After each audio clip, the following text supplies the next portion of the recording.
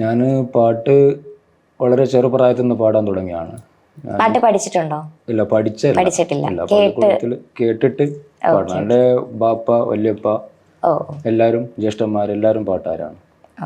നമ്മൾ പാരമ്പര്യമായിട്ട് വന്ന പാട്ടാണ്. അപ്പോൾ പഠിച്ചു പാടലല്ല, കേട്ട് പാടലാണ്. സൂഫിസത്തിലേക്ക് എത്തുന്നത് എങ്ങനെയായിരുന്നു? സൂഫിസത്തിലേക്ക് ഞാനിപ്പോൾ ഒരു 10 വർഷം ആയി ഈ വഴിയിൽ പ്രവേശിച്ചിട്ട്. ഒരു ഗുരു ശിഷ്യ ബന്ധം ഉണ്ടല്ലോ, അതിൽ വന്നിട്ടൊരു 10 വർഷമായി. അതിൻ്റെ ശേഷം ഞാൻ ആദ്യകാലത്തൊക്കെ 2000, 2003, 2004 ആ ടൈമിലൊക്കെ ഞാൻ കല്യാണ സദസ്സുകളിലും ഗാനമേള, കരോക്കെ, ഇങ്ങനെ ഗാനമേള സ്റ്റേജിലായിരുന്നു പാടിയിരുന്നത്. പിന്നെ അവിടെ നിന്ന് ഈ ഒരു ഗുരുശിഷ്യ ബന്ധം, ഈ ഒരു വഴിയിലേക്ക്, സൂഫി വഴിയിലേക്ക് പ്രവേശിക്കണമെന്ന് തോന്നിയപ്പോഴാണ് പിന്നെ ഞാൻ എന്ത് ചെയ്യണത്, ഈ സൂഫി ഗാനങ്ങളിലേക്ക് മാറുന്നത്. അപ്പൊ ആദ്യം ഗാനമേള, സിനിമാ പാട്ടുകളും കാര്യങ്ങളൊക്കെ ആദ്യം കല്യാണ സദസ്സിലൊക്കെ ഇങ്ങനെ ആൽബം സോങ് ഒക്കെ ആയിരുന്നു പാടല്.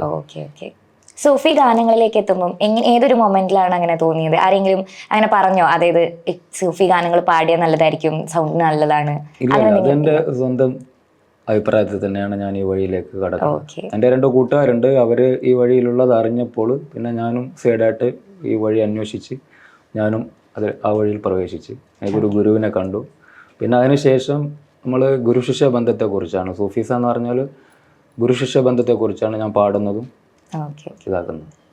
ഇപ്പൊ പുതിയതായിട്ട് ഭ്രാന്തായാൽ എന്നുള്ളൊരു പാട്ട് വളരെ വൈറലായ ഒരു ഗാനമാണ്. ഒരു 2 വരി ഞങ്ങൾക്ക് വേണ്ടി പാടാമോ?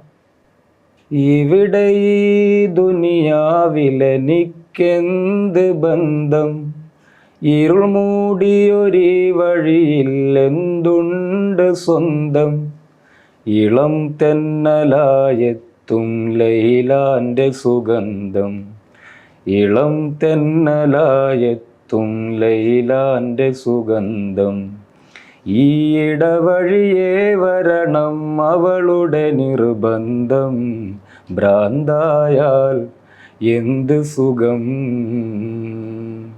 സക്കറാത്തുൽ മൗത്ത് എന്തു രസം.